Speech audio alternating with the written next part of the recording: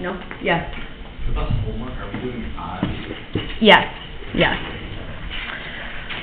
Okay, so one of the first applications and most prominent, I would say, is this idea of position and velocity and acceleration. So if you've taken physics, or if you are taking physics, you're going to start to see some uses of calc in physics.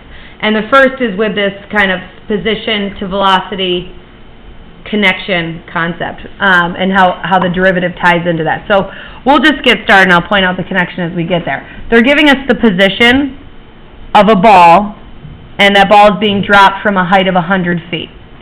So if you kind of picture, I'll just draw a cliff, because that's fun. There's my cliff. We're going to pretend it's 100 feet up. And I'm dropping a ball. So initially, what's the speed? 0. And then what's going to happen to the speed as it drops? It's increasing, aka the word acceleration. Your change in speed is getting faster and is getting bigger and bigger and bigger, which means you're accelerating. Okay, so what this first project is to find the average velocity from the 1 second mark to the 2 second mark. So between the 1 second mark and the 2 second mark, find the average speed. And then we're going to start to pinch in towards 1. We're going to find the average speed between 1 second and 1.5 seconds. And then the average speed from 1 second to 1.1 second. And we're pinching in, and as you're pinching in, you're getting closer and closer to the instantaneous speed. Because these are all average speeds in the certain interval.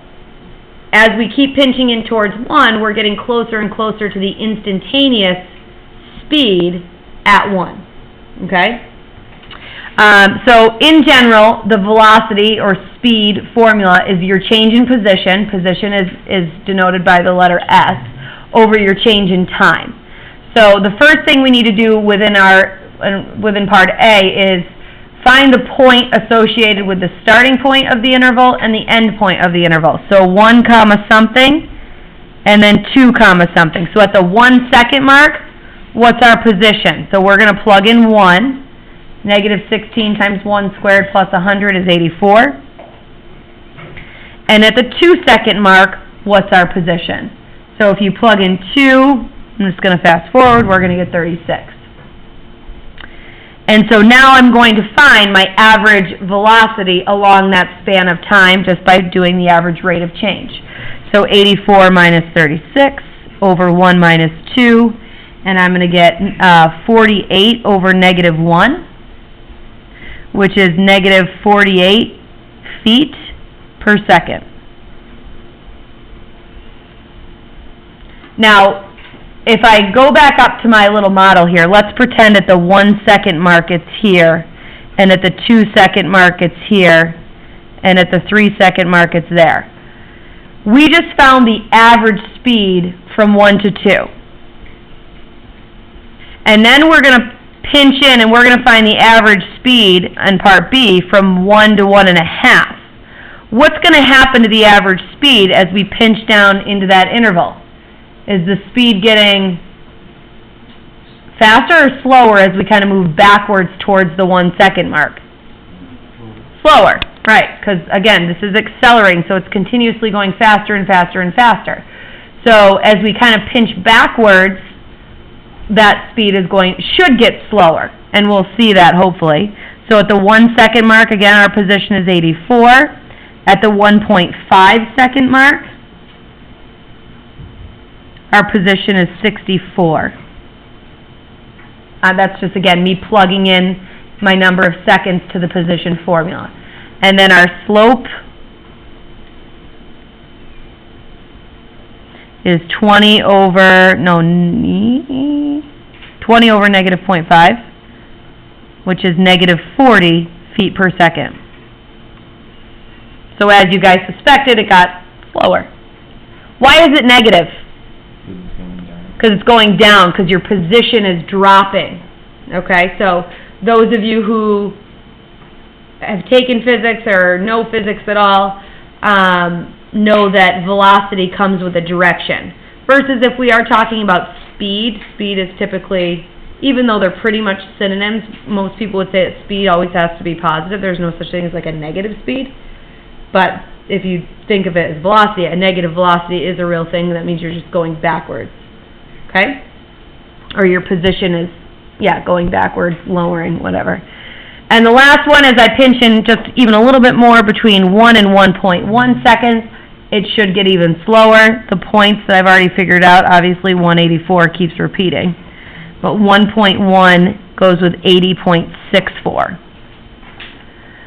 So my slope formula there is 84 minus 80.64 over 1 minus 1.1, which is 3.36 over negative 0.1, which is negative 33.6 feet per second.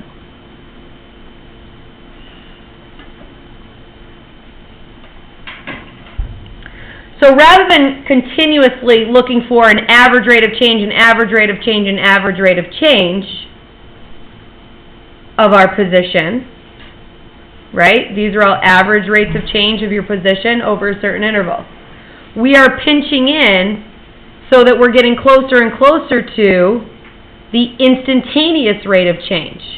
And when you hear instantaneous rate of change, you should be thinking derivative. What is the instantaneous rate of change of our position? That's the derivative. So S prime of t, which your rate of change of your position is your velocity. Okay, so the derivative of position, the rate of change of your position, is the same thing as your velocity. And this is your kind of your old f of x plus h definition, okay, which is still true. Our change in time is approaching 0. You can see that. Here our change in time was 1 second. Here our change in time was 0.5 seconds. Here our change in time is 0.1 seconds. So our change in time is slowly approaching 0 as we go through this manually. And you're really doing just your slope formula, right? F of x2 minus f of x1 all over x2 minus x1. But now that we know our shortcut, we can just take our position formula and find its derivative to get our velocity. So the derivative of this based on the power rule is bringing that 2 out in front times the negative 16, which is going to give us negative 32t. And then the derivative of 100 is just 0. So here's our velocity formula, or the derivative of your position formula, which is the same thing. So we were clearly approaching the instantaneous velocity at 1, but now we can actually find it for sure. At the 1 second mark, S prime of 1, or in other words, V of 1, is negative 32 times 1, which is negative 32, which negative 33.6 is still quite a ways off, but if we kept getting closer and closer and did it from the 1 second mark to the 1.001 second mark, we would see that these numbers continue to get closer and closer and closer to negative 32. Do we follow? Okay? Noah. So if we use this derivative, would we be able to find like negative 48 feet per second for A? No, because this is an average rate of change. The derivative only allows you to find the velocity at one specific point in time. Okay. Like you could find the velocity at the 2 second mark. You could find the velocity at the 1.3 second mark. But you don't find the velocity along a certain interval using the instantaneous, because the instantaneous rate of change only gives it to you at one instant, not over a stretch. Mm-hmm. Okay, good question. Anything else? Okay. So that's the first conceptual application. And we move to the second one, which talks about a diver jumping from a platform. Okay. Platform is 32 feet above the water. We're going to jump from a cliff again. Our platform is gonna be the cliff. Who's a diver? Anyone wanna be the voluntary diver off the cliff? I'm down. Is there water? Sunny is jumping off the cliff. Yes, there's water I'm not jumping. above the Yeah, water. right, Oh there's my water, I'm heavens. not jumping. Okay. They give us the position function. They tell you it's 32 feet above the water, but also your your y-intercept would tell you that if it was at time 0 and you plugged in a 0, your position is 32. So you're starting 32 feet above, and then you're bombs away, you're jumping, and you're going to drop, and again, your speed initially is 0, but it's going to slowly start to increase as you move down. So your velocity here is going to be slower than your velocity here, because we obviously are accelerating due to gravity. All right, so the two-question process here, and really what we'll eventually get to is B, but when does the diver hit the water? What do you know about when the diver hits the water? What variable do you know? Do you know T or do you know S? Do you know the position when he hits the water, or do you know the time when he hits the water? You know the position is 0. You're 0 feet above the water when you actually hit the water. So if you know the position is 0,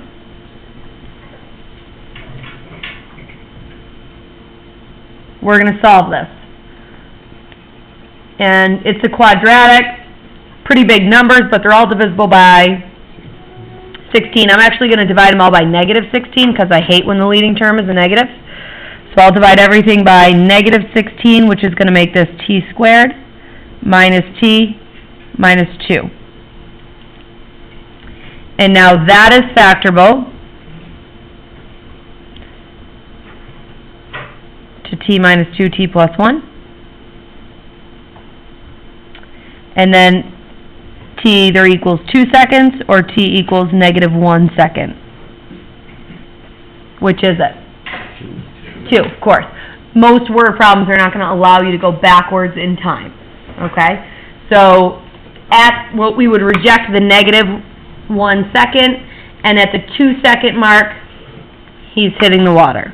Okay, so there's our water. The better question, how fast is he going at impact? What's his velocity when he hits the water? Or how would I find it? Plug into to rearrange the formula and then plug into.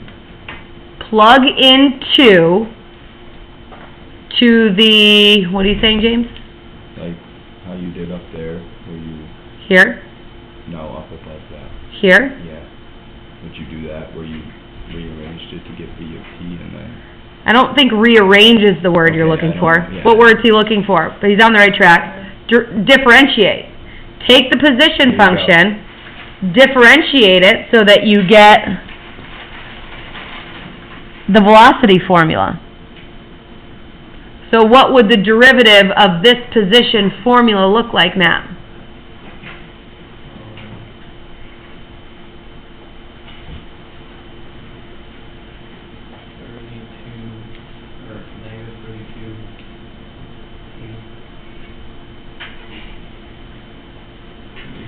Keep going.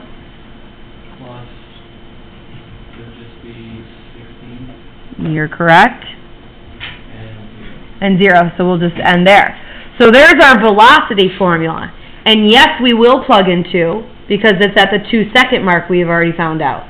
At the 2 second mark, we're hitting the water. So what is the velocity at the 2 second mark? Negative 32 times 2 plus 16. Negative 64 plus 16, negative 48 feet per second. That's pretty fast. Imagine dropping 48 feet in 1 second. This would be, to me, this would be fun to do with like a skydiving question. Oh, I'm going to go. So thinking about free falling for like, obviously if only for 2 seconds of free falling, you're already dropping 48 feet per second. Imagine if you even let something like this But it, go on for 10 seconds. at some point you hit terminal velocity, so you can't go any faster. Oh yeah, now you're talking a different language. I believe you. Well, you can't go any faster. So at some point, You can't reach it. Terminal. right, But it's right. different for everything. Like if I throw a rock out. Different masses, different It's densities. not, it's like, it reaches it faster, but it's still the same speed. So I would Correct. reach terminal velocity at a different time, but it's still the same speed. Is there a set number of terminal I'm pretty velocity? sure there is, but I don't know exactly what it is. All right, to be Googled in a few moments when I have you working on a problem, because now I'm interested. 178 miles an hour. 178 miles per hour? What is this in terms of miles per hour? Great question. Really, really, really slow. I don't know. If I want to convert negative 48 feet in 1 second, we're trying to convert this to miles per hour. Or you just multiply by. So, how many miles in a feet? Or how many miles in a feet? How many feet in a mile? 5 tomatoes. Yeah, but we also have to convert, so we're gonna convert the feet. So it's, We gotta convert the seconds to hours. How many seconds in an hour? you're moving 2,800, wait, Hold on, wait, we're gonna convert this ourselves. Seconds to hours, how many seconds in 1 hour? No, 60 times 60. 3,600. My fault. Okay, so now if I multiply this, my seconds are gonna cancel, my feet are gonna cancel, and on the numerator, I'm gonna get 3,600 times negative 48, which is negative 172,800 miles in 5,280 hours. So I need to do that division. Oops, you can't see. Negative 32.7 miles per hour. Is this chemistry converting? No, this is math.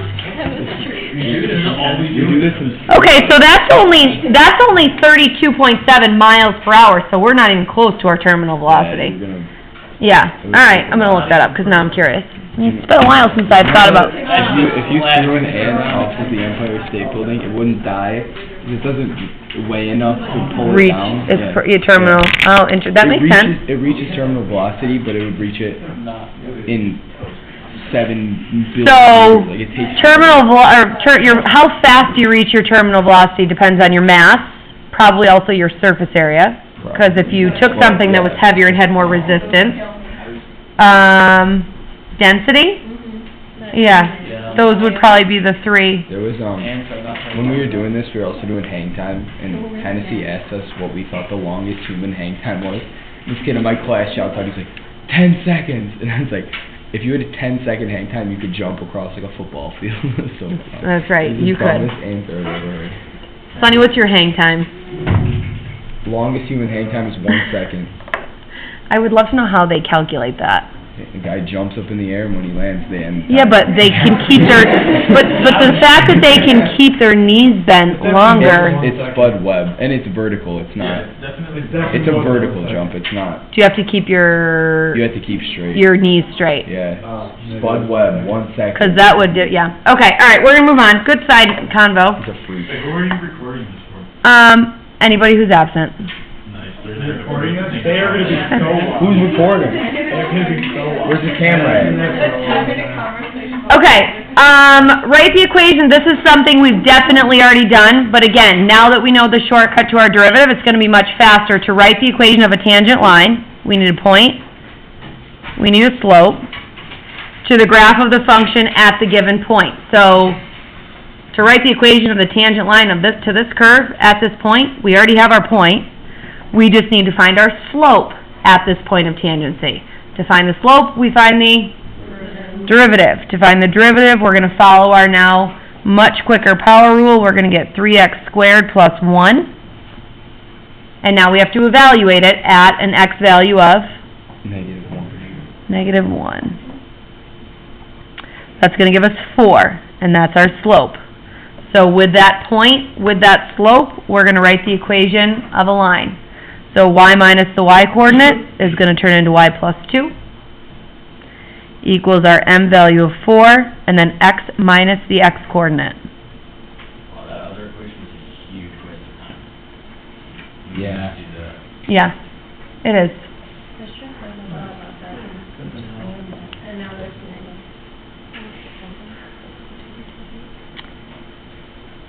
So we've done, right, so that's what you're gonna find in the packet. Questions that we've done the concept of, but now a little bit quicker because you can use this shortcut, and I took them off the old packet because without the shortcut they would have been just a nightmare.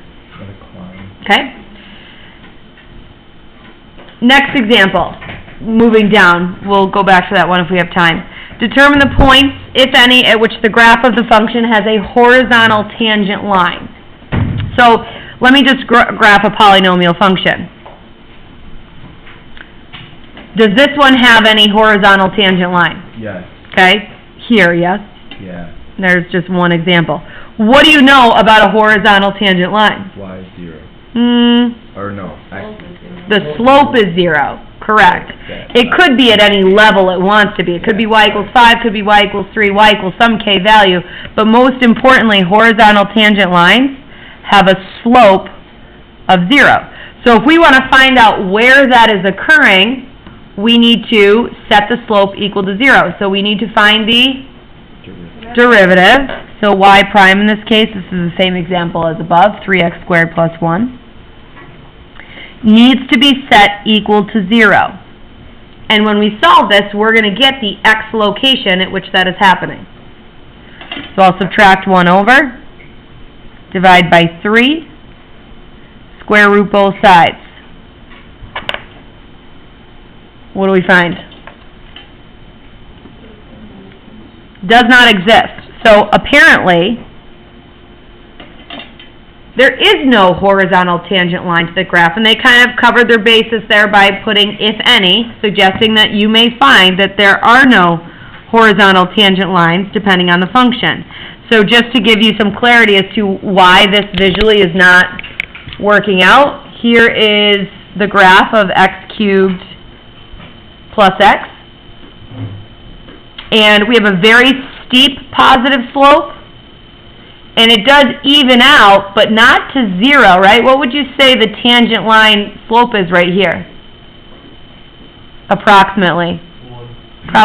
Probably 1, I would guess. How could we find out exactly? Well, we're looking for the slope at 0. So what happens when you plug in 0?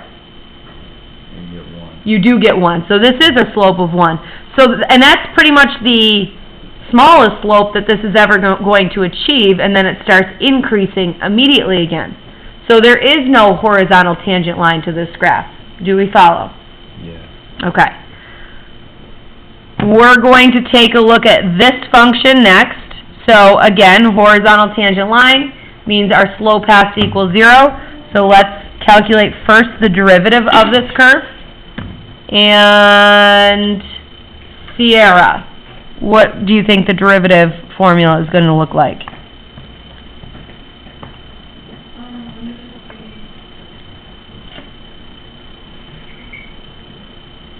Root 3x, or just root 3 minus 2 sine x. Correct. Perfect. Because it's a polynomial, so she took the derivative term by term. The first term is just root 3x, so the derivative of that part is just root 3. The second piece of the polynomial is 2 cosine x, and the derivative of cosine is negative sine, so it flipped her sign, and there's her slope. Okay?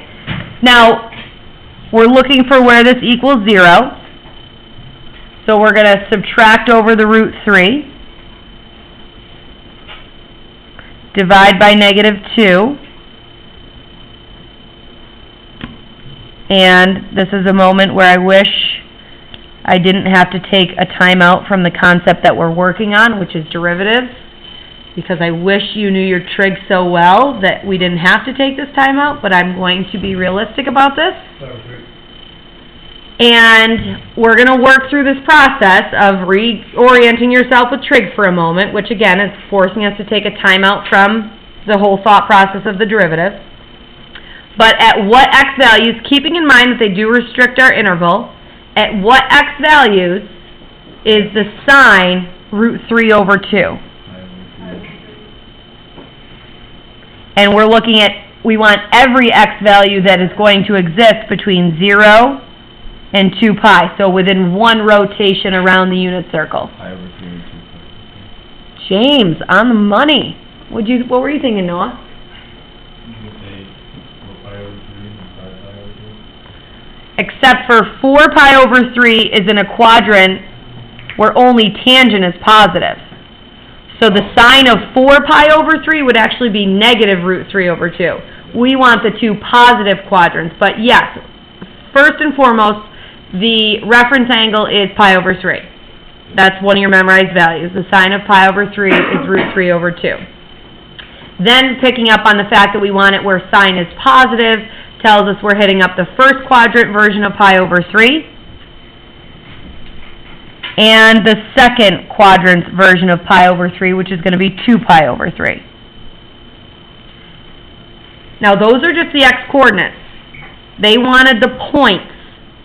So we found the x location, but each one of these has to be paired with a y-coordinate as well. How should we find the y-coordinate? Plug in the pi over 3 for, into which equation? The original, because we want the point on the original function. We do not want to know the slope of the graph at that location. In fact, we already know what that is, right? We already know that the slope at that location is 0. That's how we came up with it.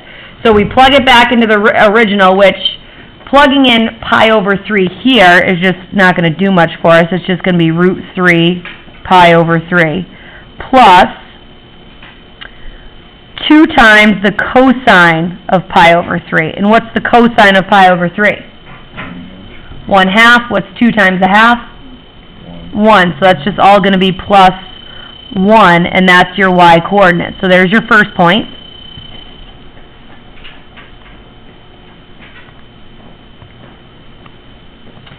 And our second point, when you plug in 2 pi over 3, again, not much we're going to do with that there. So root 3, I'll put the 2 out in front, pi over 3, plus 2 times the cosine of 2 pi over 3.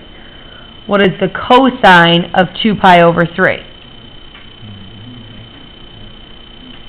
Negative 1/2. So same reference angle, so it's still the 1/2, but because we're in the second quadrant, cosine is negative. So that's negative 1/2 times 2, which is going to change that to a minus 1. And there's our second point. Now, just for the sake of checking, I'm going to, and bringing like visual light to the situation, I'm going to plug in that y-coordinate just to see what the decimal is. So root 3 times pi divided by 3 plus 1. So something like 2.813799. I'm just going to record that so I remember it. Okay? And more importantly, I'm going to look at this graph.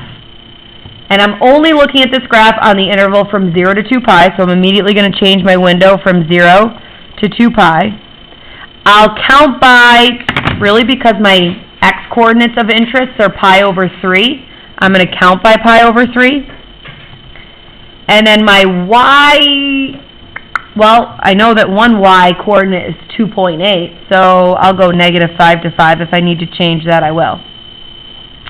So if we look at that graph, and we're again looking for where there's a horizontal tangent line, it looks like we have one somewhere in there, right? Everyone follow that?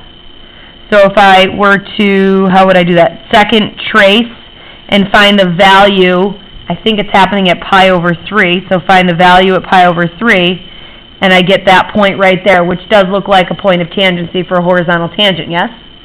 It's kind of like at the maximum, where it's turning around slightly, not by much, but turning around slightly, and look at that y-coordinate, 2.8137994, which is what we got in a more perfect version, okay? And then if we did it again, and we traced right there, we're going to get that point. Okay? All right. Last example. Find K such that the line is tangent to the graph of the function. So, I don't know what my function looks like, but I know I want this to be a tangent to this. So, what's the most important feature about this tangent line? The slope is negative 4. So I want the derivative of this to equal -4. So f prime of x equals, k is a constant, so the derivative of that is just 0. And then the minus x squared by the power rule becomes minus 2x. And I want that to equal -4. So when I solve this, I'm going to find out that it's happening at an x value of 2. But if I plug 2 back in here, I still don't have enough to find k, right? Because I'm missing the I'm missing the k value obviously still, and I'm missing the y value. If I know x is 2, how can I find the y value? Plug it into the tangent line, right? So this, if I plug this in over here, that's going to give me the point of tangency. So y equals -1. So the point of tangency is 2, -1. And now that can be used over in our function to find k. So we get -1 equals k minus 2 squared.